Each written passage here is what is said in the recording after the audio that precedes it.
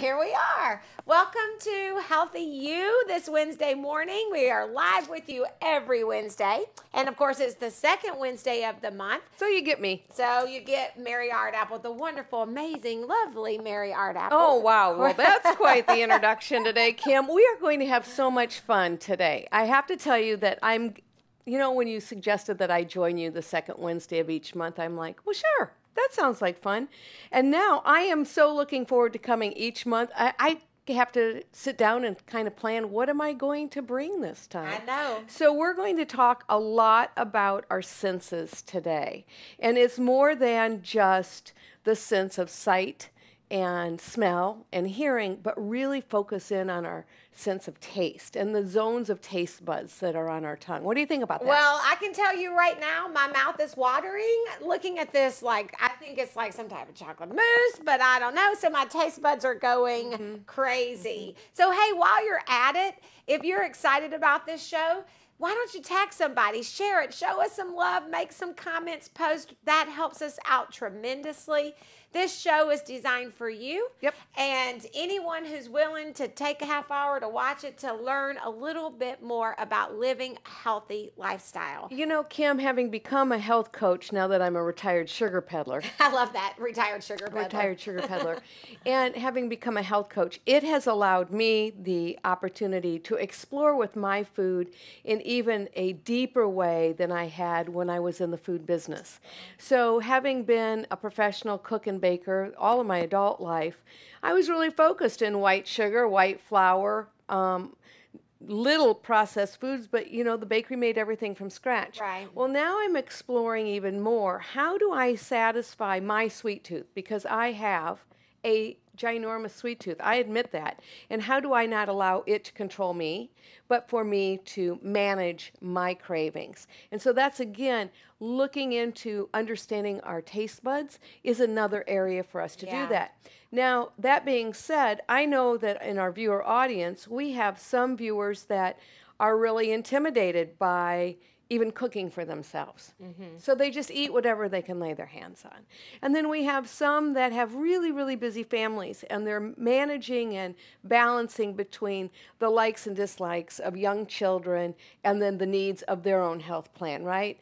And then you have those that are in my age bracket, in a living longer age bracket, where our taste buds are starting possibly to diminish. So I'm here today to talk to all of those audiences, to let them know that the taste buds on your tongue, on that wonderful organ, are something to really develop a deeper relationship with.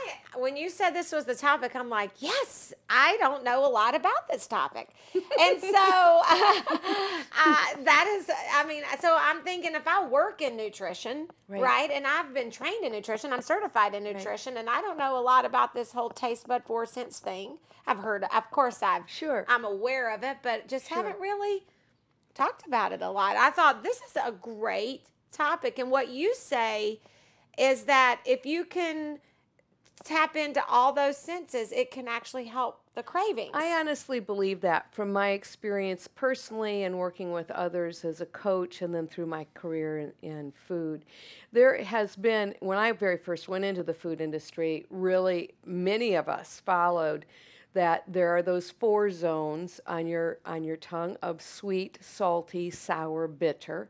And truthfully, there are really 5 that has been added to that list now. Umami. I don't know that I pronounce that right. It's a Japanese word. It means delicious. In English, it would be savory. Okay. So as we know, each of our foods possess different chemical properties. Right. How many of us ever really think of our tongue as an organ?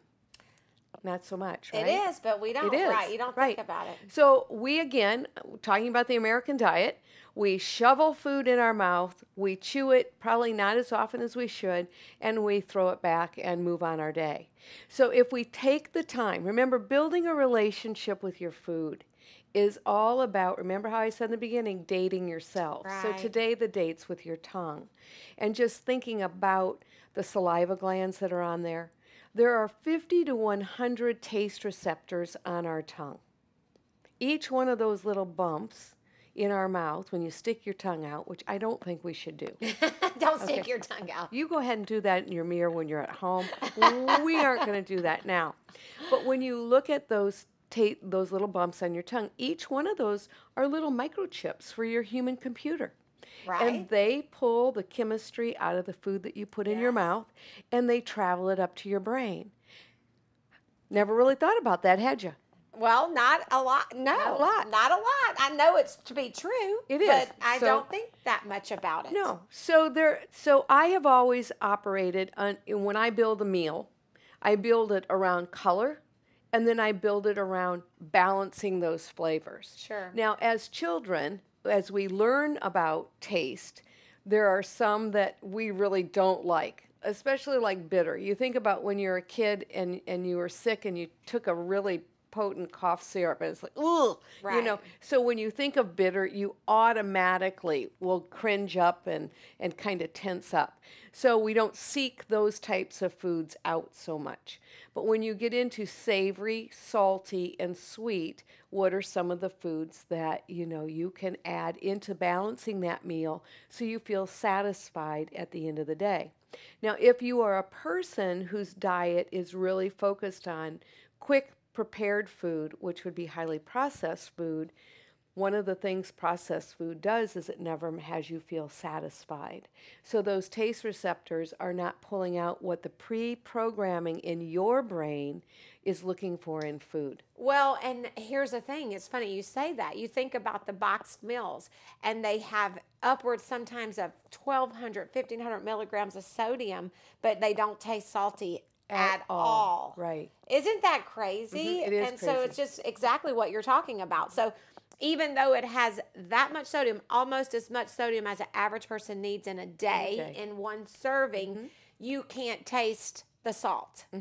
And so if you crave salty things, you're going to just add more salt on top of that throughout the day. Right. And even to that meal, and then you could end up with your day with 3,000 to 4,000 milligrams of sodium, which is off the chart. And that's just going to create more inflammation in your body, and That's right. and it only asks you to go back to that food. So when I'm talking with clients in my health coaching practice about the taste sensations that they have, I encourage them to clean their tongue first. I think that's really important. Daily hygiene on your tongue. Brush your tongue. Brush your tongue. Yes. Use a tongue scraper.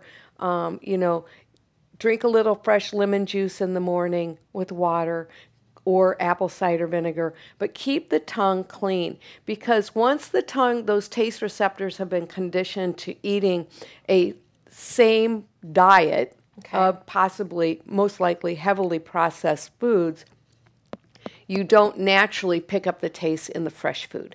So you don't transition from poor taste to understanding taste overnight. Right. It's a process. And I think that's something that we continue to promote each month. Your relationship with food is all a process. You don't just magically wake up one day and say, oh, I'm going to eat this. So let's go to satisfying meals. Okay? And I believe that a satisfying meal should have something sweet in it at the end of the meal. I agree. Okay? And if we, in the restaurant business, it was, or when I go out to dinner, if you have dessert, and if dessert does not appeal to that tongue, it ruins the whole dinner, because it's the last impression a person has in a meal. Okay. Okay? True. Just keep that in mind. So as we always talk about farmers markets, and especially the fresh food that we have available in our area right now, I brought you what I would use for one of my desserts at home, and that would be fresh peaches. Yes. I love peaches. So peaches are delicious, obviously delicious. Now, going to the farmer's market, we're going to segue back into the farmer's market for a moment.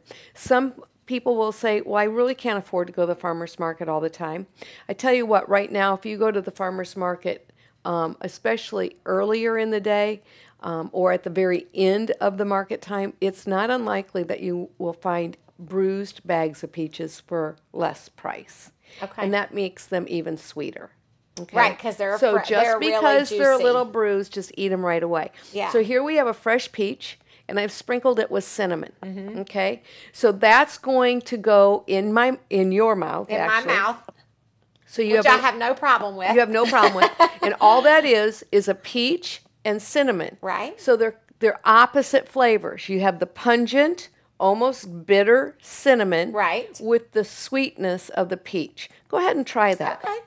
Don't have to ask me twice. She's so excited when I unpacked my bag just now. It's like, oh my gosh! I'm like, is that for me?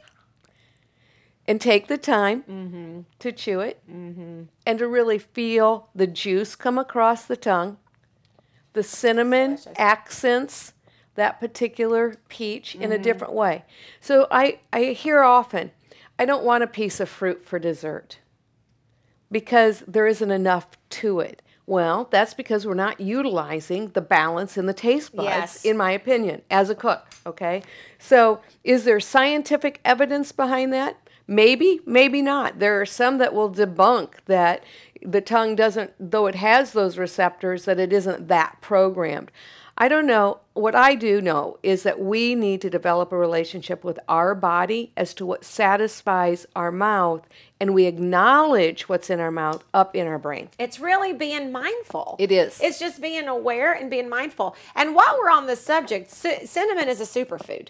It is a superfood. Wonderful anti-inflammatory. Yes. Wonderful, wonderful, wonderful anti-inflammatory and antioxidants. So anything you can add cinnamon to, do it. I had steel-cut oats this morning for breakfast. Cinnamon. Cinnamon is almost always, for those folks that do your smoothies, put a quarter teaspoon of cinnamon in there. You honestly most likely won't taste it very much because of all the other stuff you have in there. But it's delicious. But it's delicious. And adding those types of anti-inflammatory foods into our diet on a daily basis is wonderful. So that was good. Yeah, I love that. I love peaches. And, you know, I never think about adding the cinnamon to peaches. Well, now. Now, there you go. Yeah, and that's awesome. And you can see delicious. that. So that was a gently bruised peach, so you could tell it was even juicier. Right now, peaches at the farmer's market are absolutely outstanding. I'm so excited. I get to go this Saturday. I've been busy every Saturday. I was out of town, and so this Saturday, I'm like, please be beautiful weather. Please be beautiful And I think it's going to be. I hope so, because I'm all excited about going to the farmer's market. Awesome. So when you go to the farmer's market, and zucchini is coming into its own. And any gardeners out there that grow zucchini know firsthand that you get sick of zucchini. I mean, because zucchini it grows out your ears. It truly grows out your ears. Even I can grow zucchini. Yeah. And I've only had like one garden in my life. I'm going to go back to it, but it does grow It easily. is prolific. And if you don't catch them early, they can become a baseball bat really easily. And then they get real seedy, right? They do. You want to pick them when they're a smaller size. Well, actually, yeah. I love to pick them when they're really teeny tiny for stir fry because they're really sweet and there's hardly any seeds in them. And then you get into medium and large, and then you get into jumbo. Just 2 yards. The key is don't be intimidated by bringing a zucchini into your house. So if a coworker comes up to you today and says, hey, there's a bag of zucchini back on the break table, take it. Take it, take it, take it. And I'm going to give you a couple of hints as to what to do with that. And then also to use it as a food that starts to develop that relationship differently on those taste buds. So typically for zucchini, most of us in the Midwest were raised with zucchini bread. Oh, yeah. It's delicious. And it is delicious. And so when you shred your zucchini, you know, you bake it and bam, there you go. But zucchini doesn't have to only be sweet. So zucchini we can saute in stir fries. We can grill it. When you get those big ones, slice it, take the core of the seeds out just at a diagonal, make a little boat, put some other fresh vegetables in there, a little bit of mozzarella cheese, and throw it on your grill. And just make it dinner. Sure. Absolutely. So today I brought, this started out to be this big. And that's too big for Chris and I to eat all at one time. Okay? So what I chose to do to show today on Taste Buds is I have a favorite salad. And that is like a zucchini type of cold salad. So I took this very amount. Okay. That's all That's all on that plate. Does it look like there's more on that plate? It looks like a ton. And zucchini is free, by the way. It's a green leafy vegetable, so you can eat all you want of the zucchini. So just keep that in mind. And so it's like cucumbers. You're going to eat all this, and in the summertime, what is really great? Eating foods that bring moisture into your body. So zucchini is outstanding for a hydration. So if you're active out, don't just drink water. Eat the green stuff at the same time. So this is a favorite salad of mine. I hope it will become one of yours. I can already tell you it is. It is. Before I even taste it. It is sliced zucchini really thin, and you could use your potato peeler or carrot peeler. That is what I really like to do, but for some reason in the jumble of my kitchen drawer today, I couldn't find one. So I just thinly sliced it with a French knife. Or if you have a mandolin. So lay it out, and you would make this and then eat it within an hour or so from you making it, because zucchini will start to wilt. Okay, I was going to say, so it's still crunchy. And so then I squeezed a little fresh lemon juice over it. So that's lemon juice, okay. And a light drizzle of olive oil. Okay. And then a little feta cheese and black pepper. Okay. So now you've got this flavor of, you can just pick one of those babies up. Here she goes. Here I go. Here she goes. We'll see what she says. So again, you have a vegetable, uber healthy. You have the sourness. You have the sourness from the lemon. And you have the saltiness from the feta cheese. And a little spice with the pepper. And a little bit of that bitter from the pepper. I want another one. So again, it's touching different receptors in your brain. And it becomes then a really satisfying meal. So that kind of salad, alongside of some nice lean protein, maybe some sliced tomatoes, and then peaches for dessert, is great. That's delicious. So it's super. It really is delicious. So now what am I going to do with the rest of this? Okay. Tell us. Well, I'm going to tell you. So this piece, I'm going to make some hummus later this afternoon. I'll probably just eat it while I make my hummus. Right, because you can dip it in the hummus. Because I'll dip it. I'll use it as a vegetable dip. And a lot of people don't realize, eat your zucchini fresh. You don't have to cook it. You can eat the exactly. The peeling and everything. Everything. Just eat the whole thing. Yeah. Eat the whole thing. It's really somewhat of a nondescript vegetable. I think that's one reason some people struggle with zucchini, is that there is not a dynamic flavor. It's really, really subtle and soft. And so again, it goes back to using not only your taste receptors, but then the sound of the crunch. When you bit into that, I could hear the crunch. And really developing, again, a rapport with all of our senses to bring satisfaction to mealtime. So that's probably what's going to happen with that. The rest of this chunk, and I have another one in my refrigerator, Chris and I'll probably have some grilled fish later in the week, and I'll take a chunk of it off again and use it in a saute. I'll add some peppers and some tomatoes and some fresh onions and fresh herbs from that garden that you want to come and raid. But then I'm going to always end up in our household with a chunk that is not, I'm not going to use it. I'm done with it. Now this will stay fine in the refrigerator for a week this way. Okay. Okay, so don't get intimidated when you go to the farmer's market and say, I'm not going to be able to eat it. Yeah, you can. It's not going to go bad right away. But by this time, I will have had one or two more come my way from either my CSA, out of my garden, or a gift from a friend. So then I shred them. So put them through a box grater or your food processor and shred them. And I choose to freeze them in Ziploc bags in 2-cup increments. Okay. And I'm purposeful in 2-cup increments. And this is why. When you shred your zucchini and put it in the Ziploc bag, roll it up real tight to get all the air out of it. Right. Okay. 2-cup increments are suitable for all baking recipes, whether you're making zucchini muffins or zucchini bread. That's the standard measurement.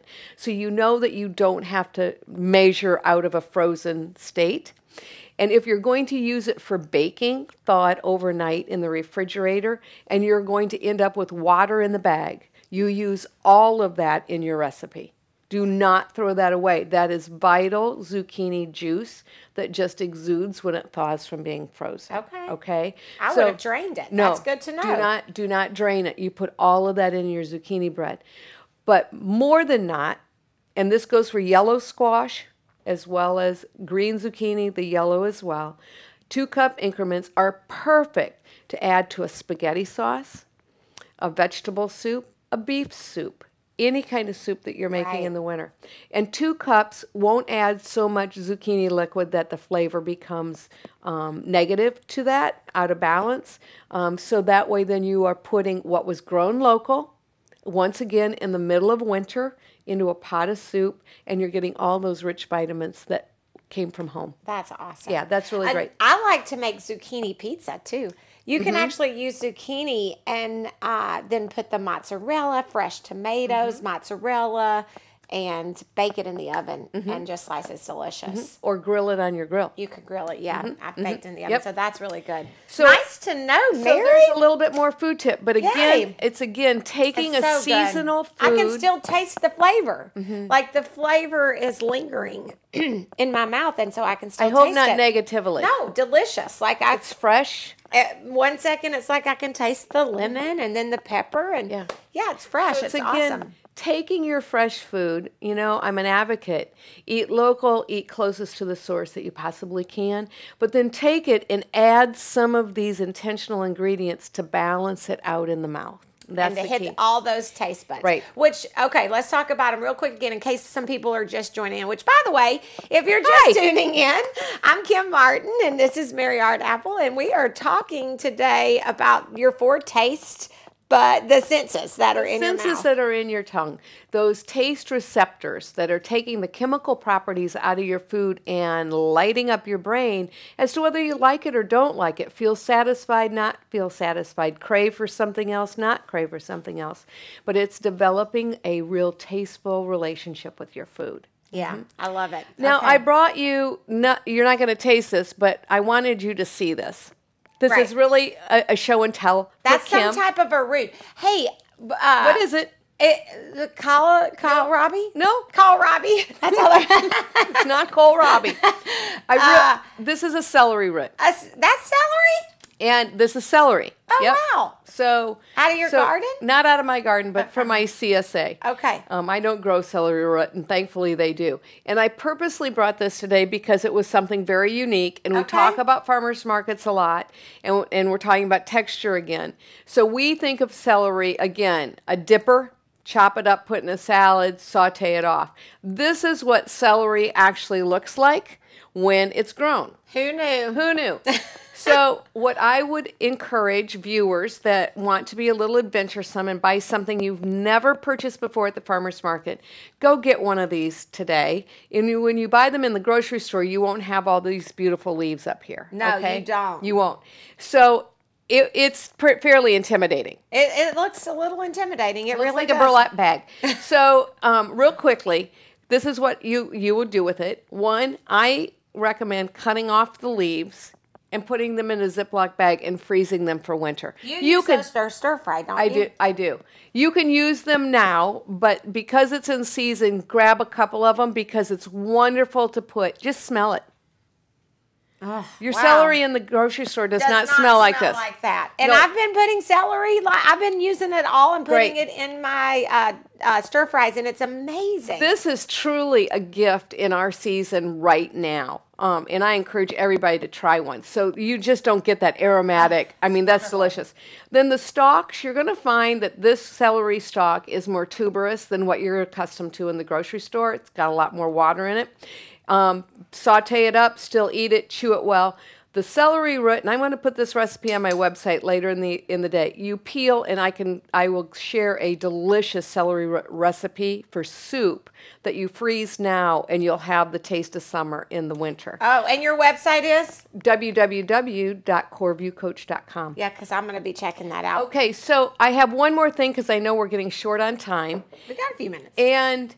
well, this is what I've been. I don't know if you know, but this is what I've been watching this whole show. This is going to take a little while to explain. Okay. So that's why I said I want to really devote some time to it.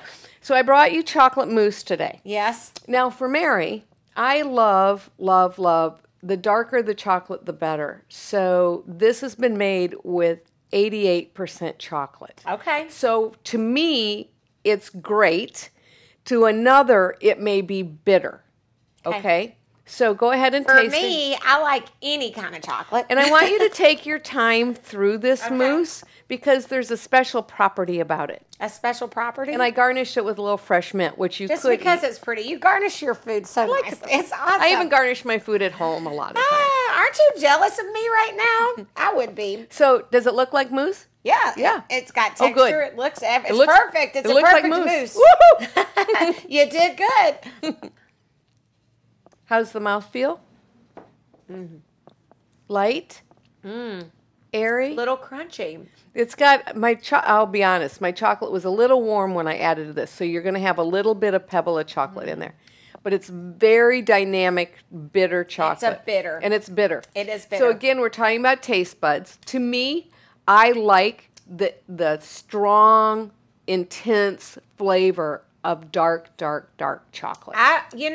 It's a little bitter for me. However, I think it would cure that craving because it's so rich. So much. Yeah, that's the one thing. When you get into really eating dark chocolate, just suck on one square and you'll be done. But now what I'd like you to do is take maybe a little piece of peach with the chocolate. Like, not dip it. Just go ahead and dip it. It's your bowl. You can do whatever you want to do with whatever I want to do. It's your food. Peach and chocolate and cinnamon. And cinnamon. Okay.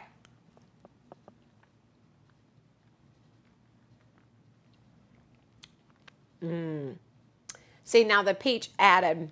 And the sweetness of the peach Yes. took the bitterness for you away. So you could make something like this, add some fresh fruit, depending on the household. Now, for my husband, Chris, he would want peaches on top of it. He would rather I use a 70% chocolate bar, and I happen to use an 88% chocolate bar, but you can change it around. So good, though. Now, I want to share something else about this mousse that is pretty darn exciting because this was new to me. Just check it out. I mean, doesn't that look just yummy? Yes. It is yummy. It's not made with egg whites. I actually went on a bit of an adventure myself in preparation of this show. You know, as a coach, you need to try different things. And that is made out of bean water. You know, I told you I was going to make hummus this afternoon. Yes. That is actually aquafaba water, which is the bean juice off of the garbanzo beans that I made to make my hummus this afternoon. So if you're vegan, in particular, or if you have an aversion to eggs, an allergy, or anything like that, that actually is whipped bean water, and you can substitute that for egg whites in meringue and chocolate mousse. So there are next to 0 calories in it. It's a whole different nutritional palette on it, and so that's made out of bean water. Bean water. So chocolate mousse. Chocolate mousse and bean water. How about that? That's amazing. There was a chef back in 2014, I don't recall his name right now, but was dinking around. Are there some different properties that could be created from different sources, especially for the vegan diet or the egg allergic person? So that person has yet again another application. Isn't that fun? It is fun. Oh my goodness. Are you learning from Mary? Because I know I am. I am so excited that you agreed to be an expert on this show every month. Well, I'm happy to be here. I'm taking this all back to my girls at Curves, and I know we're excited to have you there in a couple weeks. I am there for a food in a couple demonstration weeks. in a You are couple going to be doing. So if you'd like to meet Mary in person, you can come see her. Check that out. Oh, that'd be so much fun. I know. Yeah, that'd be a lot of fun. Hey, if you love this show today, if you learned something, be sure to share it on your Facebook page. Share it with a friend. Invite them to watch. Post a comment. Ask some questions. I know Mary would love to answer those questions. And reach out. Mary, reach out and email me. If you want to talk directly, Mary@CoreviewCoach.com. Shoot me an email anytime. Successes, failures, challenges, whatever. I look forward to hearing from you. Awesome. Thanks for joining Healthy You. Enjoy the rest of your Wednesday. See you later. Yay. PeoriaLife.com